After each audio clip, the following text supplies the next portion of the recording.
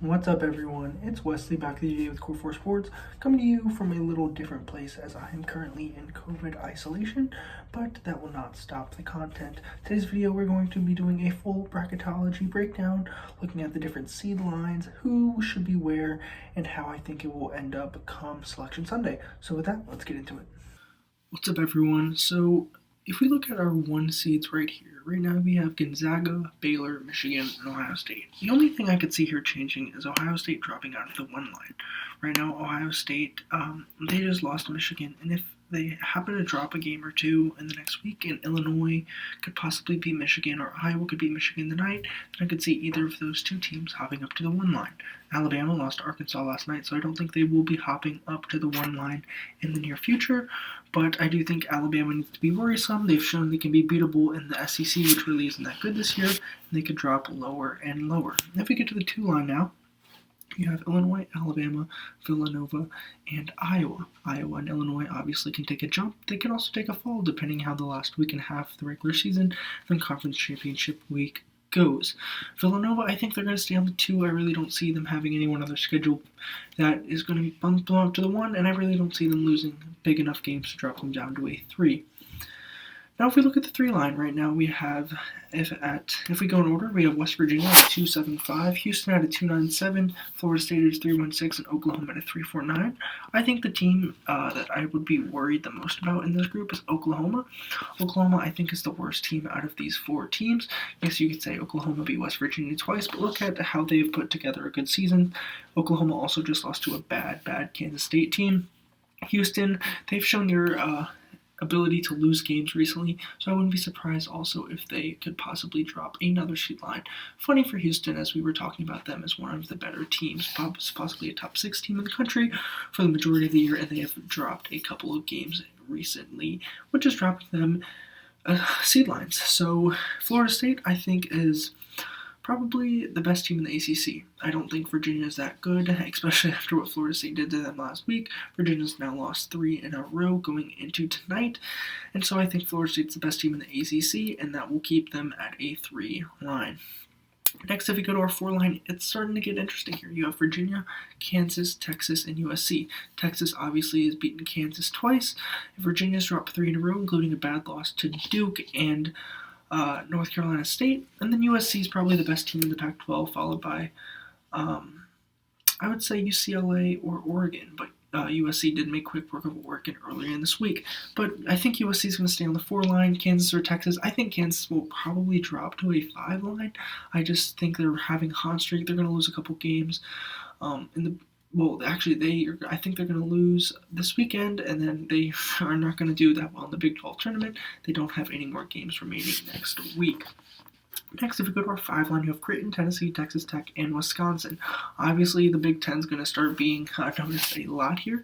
Wisconsin is your last 5 seed in at 5.52, but then there's a pretty sizable gap between them and Purdue, 5.82 to 5.52. Now, Texas Tech's a weird team. They've been up and down a lot of boards this year. I think a 5 is a good number for them. I think they've had a lot of wins. As you can see, if we go to their Quadrant 1 wins, they have 4 Quadrant 1 wins and only 1 Quadrant 2 or worse loss. And they're right now ranked 19th in the net, which would put them perfectly at a 5 seed, right where they are. Tennessee's really been struggling. Tennessee right now is 5-4 in Quadrant 1 and has 2 Quadrant 2 losses. Not terrible, not great either. Obviously undefeated in Quadrant 3 and 4, which you gotta be. 16th in net, 22 in KenPom. I think 5 is a little... I wouldn't say it's too high for them, but I also don't see them getting up to a 4 after their recent struggles. So 5 or 6 is pretty good for Tennessee. Now, if we keep going, right now we have Purdue, Arkansas, Missouri, and Virginia Tech. I think Arkansas will move up a seed line after last night's win against Alabama. Pretty convincing and dominating win on all sides. Then you have a team like Purdue who's been up and down this year, 4-7 in Quad 1 wins, 3-1 in their Quad 3. That Quad 3 loss will probably come back and keep them on the 6 or 7 line when we're on Selection Sunday. Missouri's also been an up-and-down team, which is on the downward trend recently, and they have 3 Quad 2 losses and have only played 8 Quad 3 or 4 games, which is good, but as you can see, they just haven't played that many games in general. Sorry, I was looking at Virginia Tech. They've only played 6 Quad 3 and 4 games and have 4 quad 2 losses. So yeah, I think 6 or 7 is pretty good for Missouri. Now, if we go to our 7 seed line, this is where things start to get interesting. 7 through 10, you have a lot of teams that are pretty close in the different metrics that we're looking at. Clemson, Oklahoma State, BYU, and Florida. I think Oklahoma State's the best team out of all 4 of these teams. BYU is a close second. Florida, I think, is a little overrated. They had 1 good win against West Virginia.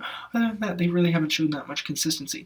Clemson also, consistency has been their problem, as they have not won a lot of games back-to-back and have not beaten teams well in that span either.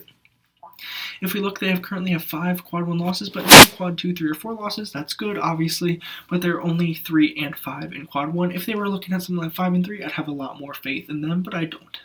Oklahoma State, they have Cade Cunningham. They can do pretty much whatever they want through him, and he's the type of player that's going to elevate them come March. If we look at our 8 line, you have Colorado, LSU, Rutgers, and Loyola Chicago. I think Loyola Chicago should be a bit higher. Obviously, they haven't played that many teams, that many good teams. 1 and 2, 4 and 2 in the first 2 quadrants. But you play your schedule, and they are a mid-major conference, and so they really don't have that much going for them. Rutgers is going to make the tournament this year. If you're a Rutgers fan, that's probably not a thought you might have heard say for the last few years. Definitely hasn't been, but they're currently sitting at 4 and 8 in quad 1. Obviously the Big Ten really difficult this year, but Rutgers has shown their ability to win enough games.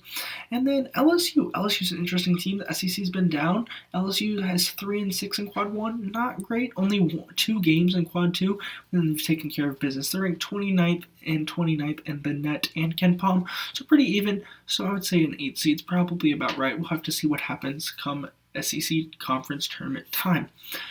Now, if we go to our 9 seed, you have UCLA, which, as I said, is the second best team in the Pac-12 this year. And then you have San Diego State, Oregon, and North Carolina. Oregon and UCLA, they're pretty close to each other, as you can see. And if you even look at what their resumes are, 2 and 3 in quad 1, 4 and 0, 2 and 2, 8 and 0. Oregon is 4 and 2 in quad 3.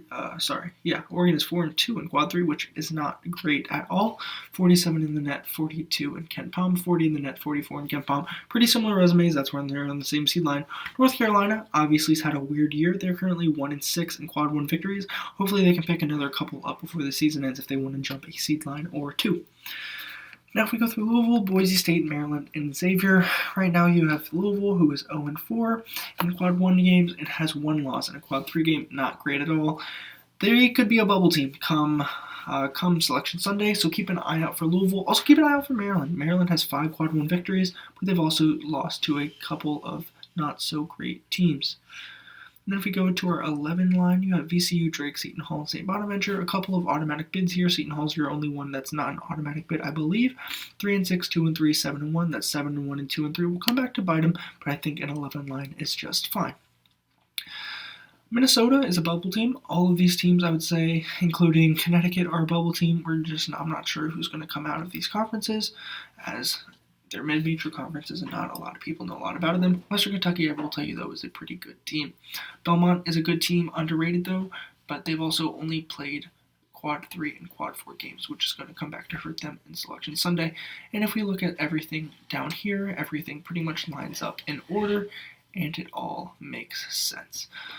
So that's it for today's video, guys. I hope you liked it and enjoyed. Be sure to like and subscribe, and also thank you for watching. This is Wesley from Core 4 Sports.